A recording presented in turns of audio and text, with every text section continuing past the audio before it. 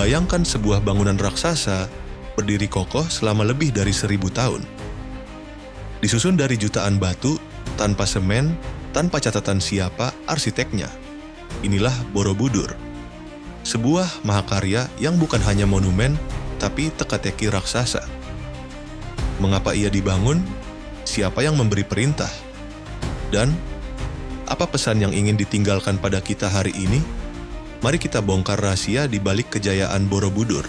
Sebuah cerita yang terlupakan, namun menunggu untuk ditemukan kembali. Bab 1. Awal pembangunan abad ke-8, di bawah naungan dinasti Shailendra, sebuah proyek ambisius dimulai. Jutaan bongkah batu andesit dipahat, diangkut dari sungai dan gunung, lalu ditumpuk hingga membentuk gunung buatan setinggi lebih dari 30 meter. Yang mencengangkan, batu-batu itu disusun tanpa semen. Setiap bongkah dikunci dengan teknik yang rumit, seolah para arsitek memahami ilmu konstruksi jauh melampaui zamannya. Namun, hingga kini tidak ada catatan pasti siapa sang arsitek. Nama raja yang memerintahkan pun nyaris terhapus. Apakah ini sekadar kelalaian, atau ada sesuatu yang sengaja disembunyikan? Bab 2. Kejayaan yang megah. Borobudur bukan hanya batu, ia adalah kitab yang dipahat dalam relief. Lebih dari 2.600 panel relief menceritakan kisah Buddha, hukum karma, hingga perjalanan manusia menuju pencerahan. Namun, di bagian dasar candi, terdapat relief misterius bernama Karma Wibhanga. Relief ini menggambarkan dosa, nafsu, dan penderitaan manusia.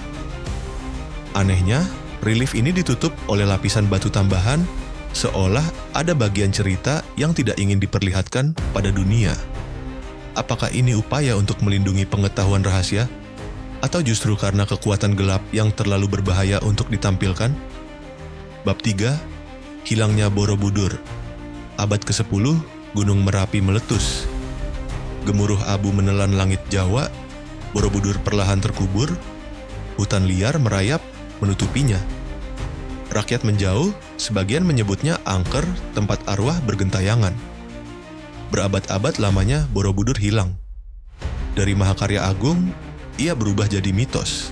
Nama Borobudur nyaris hilang dari ingatan bangsa yang membangunnya, seolah sejarah ingin menghapusnya selamanya. Bab 4. Penemuan kembali. Tahun 1814, di masa kolonial, Thomas Stamford Raffles mendengar kabar tentang sebuah bukit penuh patung di Jawa Tengah. Ia mengutus seorang insinyur bernama Cornelius. Cornelius bersama 200 pekerja menebas hutan, menyingkirkan tanah, membuka misteri yang terkubur. Perlahan, Borobudur muncul kembali, megah, tapi juga hancur. Banyak patung hilang, beberapa dipenggal, dijarah, bahkan dijual ke luar negeri. Namun tetap, keajaiban itu tak bisa disembunyikan lagi. Dunia akhirnya kembali mengenal Borobudur bab 5, rahasia kosmologi. Borobudur bukan sekadar candi, ia adalah peta kosmos. Dilihat dari atas, bentuknya menyerupai mandala raksasa, simbol alam semesta dalam Buddhisme. Tingkat demi tingkat menggambarkan perjalanan jiwa, dari dunia nafsu menuju pencerahan hingga nirwana.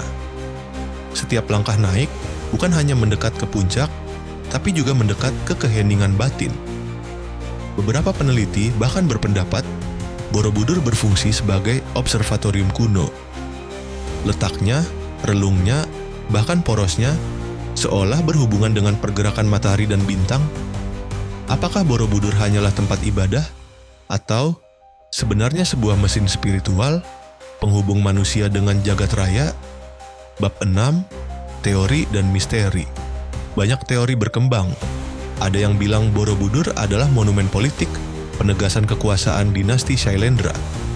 Ada yang meyakini ia menyimpan kode pengetahuan kuno tentang kehidupan, kosmos, bahkan peradaban yang hilang.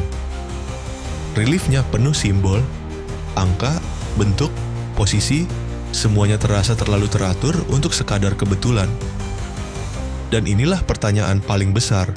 Mengapa bangsa sebesar Shailendra yang mampu membangun Borobudur tiba-tiba lenyap dari panggung sejarah tanpa meninggalkan jejak jelas? Seakan-akan kejayaan itu memang ditakdirkan untuk hilang, tapi meninggalkan Borobudur sebagai pesan abadi, warisan abadi. Hari ini Borobudur berdiri sebagai warisan dunia. Ribuan orang datang setiap tahun, terpukau oleh kemegahannya. Namun, di balik keindahan itu, misteri tetap hidup. Borobudur bukan hanya tentang masa lalu, ia adalah jembatan menuju masa depan. Mungkin para leluhur membangunnya bukan untuk mereka, bukan untuk kita, tapi untuk generasi yang akan datang. Dan pertanyaan yang tersisa adalah, apakah kamu siap membaca pesan yang mereka tinggalkan di batu abadi Borobudur?